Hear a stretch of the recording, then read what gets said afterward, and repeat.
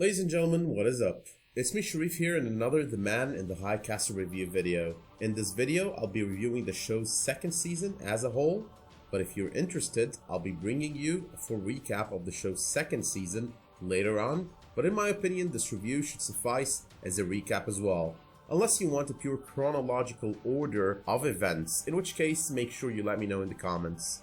There are tons of things to talk about here when it comes to The Man in the High Castle. It was a great second season, extremely jaw-dropping, one that throws us in one direction and then all of a sudden drags us in the completely opposite direction. Now, in order to be able to review and recap this season, I'll need to discuss how most characters serve the plot in one way or the other. Interestingly enough, throughout this season, many connected characters haven't come to meet, namely Joe, Juliana, and Frank. Now, the show's second season goes to prove a lot. For starters, it proves that nothing is completely black nor completely white. The show does prove that just when you think mankind has hit the bottom of the morality barrel, they kind of find a way to drop even lower. The show also goes to prove that some people are not as bad as we think they are, and neither are those who claim righteousness are as righteous as they try to seem. The finale of the season brings us two huge reveals as well when it comes to Juliana and Abinson, aka the Man in the High Castle. So without further ado, here is my usual bulleted review of an entire season of awesome TV. Number 10. John Smith is first and foremost a family man who will go to any length to protect his ill son. There is a video posted on my channel explaining how the Nazi philosophies of Aryan race, the Übermensch, and the anti-egalitarianism play big roles in this particular story arc. So while John Smith is a Nazi, our viewership of the show's second season gets us at times to sympathize with him, or to be precise, the father that he is. The father who decides to kill Dr. Adler before he reports his defective son to the authorities. The father who is willing to do whatever it takes to protect his son and keep him alive. Nonetheless, it is his actions that lead to a terrible ending for his son, giving himself up to the Nazi doctors in New York to save his parents and siblings. Was it inspired by his father's attempts to save the family? Was it inspired by his father's loyalty to the Reich? We will never know what it is that got him to make this decision, but the question remains if the show returns for one more season. How loyal will John Smith and his wife be to the Reich, given they killed his son? But number 9. We got to know more about Joe's origins as he meets his father, Martin Holtzman, who almost becomes the new Führer. Joe was born in a Nazi breeding facility, one of the many facilities supporting the Nazi concepts of the Aryan superior race, the Superman or the Übermensch, as I noted in a previous video. Joe, and after realizing that his mother only ran away with him because she hated a lot of things about Nazi Germany, decides to give his father a chance and stays around. Never, at least for the duration of this season, going back to New York. He decides to be inaugurated as a new Nazi and to work for his father as his father takes over the reins of the Reich upon Hitler's death. In a manner of speaking, and just like Juliana and Frank did, Joe managed to change the prophecy from the films in a way. He helped Smith stop his father's plans to annihilate the Japanese by atomically bombing them along with San Francisco and probably more of their major cities. His decision to stay didn't put him in New York, where he would have otherwise shot the resistance members once San Francisco was leveled to the ground. But number 8. John Smith is many things beside an evil Nazi. Like I mentioned earlier, he's a family man, but he's also a man of some partial honor. His relationship with Kido was interesting, to say the least. John seems to value friendship, and the way he tries to ensure that Kido doesn't go down if he fails in stopping the war goes to show an honorable side of his that might come into play in future seasons. With Holtzman taking over, Smith was under the impression that his son was now safe, but he instead decided to uninstall the new evil dictator of the Reich just so he wouldn't bomb one of the American cities within the Reich just to scare off the resistance. He goes through a great length to achieve that and risks being arrested and probably executed for his actions to deliver the film given to him by Kido, which he uses to claim that the Japanese have devised a very advanced bomb of their own, a hydrogen bomb. And while Smith understood that is not true, he still uses it to stop the plans of Holtzman, uninstall him from power, and install Himmler, a man whose belief system might be of greater danger to his son than those of Holtzman. Of course, Joe is a casualty of this whole game as he gets arrested along with his father. But number 7. The character of Childen was never a major player on the show. He's a big player, but not a major player. He isn't either in the second season, but we got more insight on his character as he develops a friendship with Ed. You can tell he's a lonely man, seeking some company, and it is in Ed and Frank that he finds this company, and this friendship that he seems to believe would kill his loneliness, as he offers Ed a partnership where he could utilize his contacts, Frank his talent, and Ed his sales skills. But number 6. Frank became more of a major player than he was last season. His actions went to prove how great his character has developed over the 2 seasons. He was no more the plainly whiny man he was throughout the first season, and while his actions in the first season were moved by anger for the death of his sister and her kids and his love for Juliana, this season saw his actions inspired by his love, then hatred, then love again for Juliana. Throughout most of the season, Frank was under the impression Juliana was a traitor, that she deflected to the Nazis, and he only near the end comes to realize that wasn't the case, and that she wasn't actually with Joe, but was rather working for the resistance in New York.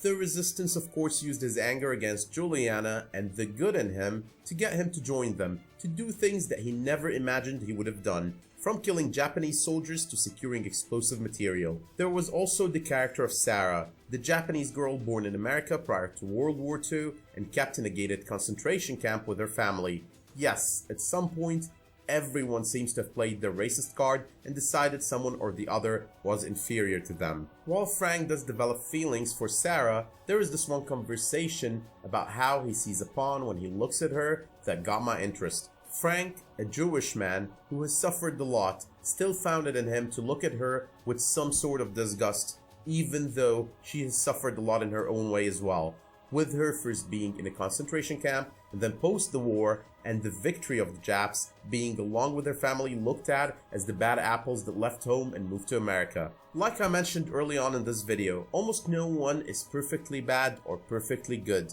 Everyone was very human here, no devils and no angels, just humans on either side of the good versus evil continuum, but most of them never managing to secure a spot on either end of it. But back to Frank and Sarah though, who had a really sad ending as they take down the Kempitai HQ in San Francisco with a bomb, going down with it. But again, in a manner of speaking, Frank dying here is in a way a change of history. If Onodo wasn't to be taken down in this manner, Kido wouldn't have been able to leave for New York, meet with John Smith, give him the tape, and set Smith's trip to Berlin in motion, and hence stopping the war and saving millions of people. But number 5. The portrayal and character development of Martin Holtzman was very interesting and very well done. At first, we are introduced to a Martin Holtzman who will do anything to keep his son by his side, a man who seemingly believes like any other Nazi in the whole superior race concept, yet believes it wasn't approached the right way, and does tell Joe at some point how he believes that his mother was right for hating the breeding facilities and how things were being done. However, he turns out to be a cunning man with bigger plans than we all expected. We are at first convinced that he's going to be torn apart by the wolves surrounding him, as Nicole explains to Joe. She even tells Joe that his father is right, that he should return to New York because they are going to eat through his father and through him if he stays. This conversation alone leads Joe to stay, changing history. So I guess in a way, Nicole had something to do with the alteration of the future of San Francisco. But anyway, we later on get to find out that Holtzman is not who he claims he is. He is not the seemingly different man, kind man who wants things to be better. He's a man out for world domination, in an even worse manner than that of Hitler. He wants to annihilate their Japanese allies as well. He had it all planned all along. Poisoned the Führer and blamed it on the Japs to make sure he could start a war that could have him crowned Führer of the entire world. On the subject of Nicole though, let's talk number 4.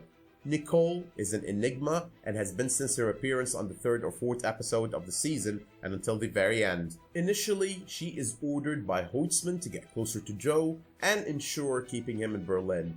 She then gets even closer to Joe and admits that was the objective at first, but also seems to be developing feelings for him. She gives him advice, makes it seem like his father is a good man, and that he's going to be weak as he fights his way against the wolves of Berlin. But then again, later on when Holtzman wants to start a war that will take the lives of millions and Joe is completely opposed to it, she decides to try and convince him that it is not his place to try and stop it.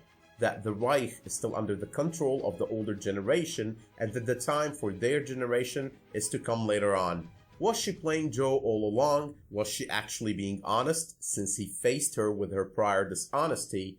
These are about more questions that would be answered in the upcoming season if the show were to be renewed. On another note, did anyone see a resemblance she bears to Heather Graham, only with better acting skills? Maybe it's just me. But number 3. There are so many characters worth mention here, from Helen Smith to Thomas Smith to Lucy, among a lot of others, but I'm only going to discuss a couple more. For number 3 though, I would like to discuss how a horrible trend of dirty Machiavellianism took over a lot of parties and characters on the second season of the show, even the ones who try to seem to have the purest of intentions. On one hand, the resistance in San Francisco employed a high level of cunningness and duplicity in their approach with Frank as they tried to plant hatred for Julia in his heart and use it to fuel his choice to join them and become part of the resistance. The character of Gary was particularly interesting, well portrayed, but very Machiavellian. I told you, no one, even those who try to seem to be the best, is as perfect as they claim to be. We also saw the resistance in New York who are willing to ruin the life of a young man like Thomas, regardless of his future. They definitely had no clue what he would grow to be, but they didn't care. On the other hand, we have Holtzman and others trying to achieve the same with their plans to take over the entire world and destroy the Japanese. But number 2, Tagomi had one of the most interesting arcs throughout the season. He does remind me of Amy Brenneman in the first season of The Leftovers, where she played a very awesome role throughout the season without uttering a single word as part of the rules of the cult she was part of. Tagomi, starting the 3rd episode, spends a very long time exploring the alternate reality, the Cuban Missile Crisis, Hiroshima and Nagasaki, everything that we know has happened historically. He gets to mend fences with his family who believed he abandoned them, even though his version was living in a world where he missed his dead wife, whom he now finds alive. In his alternate life, Juliana is married to his son, and they have a baby, and everything is just plain different. His son and his daughter-in-law are activists protesting the nuclear power of America and demanding the banning of the bomb. Now, after a while, and after his son gets his hands on a film of a hydrogen bomb testing by the government, he enlists the help of alternate Juliana to get him the film before he leaves back to stop the monstrosities in his reality. You've all made me happy. Happier than I've been in a long time. But there are some things that are more important than happiness. I have duties elsewhere that I can no longer neglect. We will see each other again, I'm sure. Now, when he gets back to his reality, he has this discussion with his secretary about how he realized he's from the alternate reality when he saw his burns in an earlier episode. Kotomichi was one of the victims of the atomic bombs, and as he tried to escape his pain from being burned, his pain from losing his entire family, he found himself in this new reality where Japan won the war and his family were still alive. The greatest thing about all this is while his assistant found comfort in his new life, Tagomi decided to leave the life of comfort with his family and come back to save the world on the brink of war and destruction, thus becoming one more person in the machine of stopping Holtzman as he handed Kido the film that he uses to enlist the help of John Smith in stopping the war. But as usual, leaving the best for last, number 1. The only thing I knew was that you, Juliana Crane, was the only hope any of us had. Juliana was always key, and the man in the high castle knew it. The meeting she had with him early on during the season was to push her in a specific direction, and he did succeed at achieving that. He gave her the leads she needed to react and let her go. He let her know that George Dixon was the key, that his death in Nazi uniform instead of being shot by a Nazi, Joe Blake, would stop the imminent threat of a new San Francisco, and he let the events play with her in the mix. He wanted her to go to her mother, realize who Dixon was, seemingly deflect to the Nazis, only to find Dixon and work with him as part of the resistance, before she shoots him in an alley while he is in Nazi uniform to save the young boy that Thomas is from being killed by the Reich for his defects. We get to know in the very last scenes of the finale that it was all planned since the start. We get to find out that Trudy never died, that it was all an act she planned with Hawthorne to set things in motion.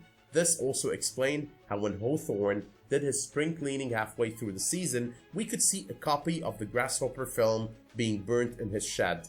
He did see the movie that Juliana let Joe escape with and deliver to the Nazis. He just wanted Juliana to tell him about it. He just wanted her to get through the whole story, make her own conclusions, and come to decide on her own on what she has to do to change the fate of San Francisco and of the world. He explains to her how she was a common denominator in all films once he started realizing where he should be looking as he watched and watched. He told her how he started seeing some of the people she knew as well, and they all revolved around her, how they were different in different versions of the films, but she was always the same. She was always her, with, and I quote, her unnatural, consistent mind, the very same mind that leads her to do anything she can to save anyone, even if that anyone was Thomas, a boy who could grow into a Nazi. He explains to her how Dixon died in an alley so that Smith, the worst Nazi they knew, could live.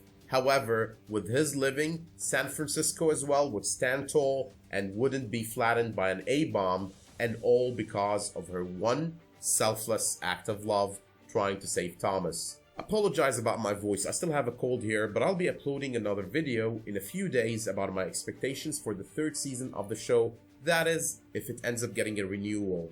And the questions that we are left with as of the end of the season as well will be mentioned in that video. I'll also be posting a review video of the front half of the first season of Designated Survivor and one on the return of Laurel on Arrow. It will take me a few days though, since I have to travel again on business for 3 days, but once I'm back, I'll be bringing you more videos, maybe even while I'm away. Not really sure here. But until then, and as usual, if you like this video, let me know by dropping me a like, and if you want to see more where this came from, let me know by subscribing as well. Thank you so much for tuning in, and I'll see you soon.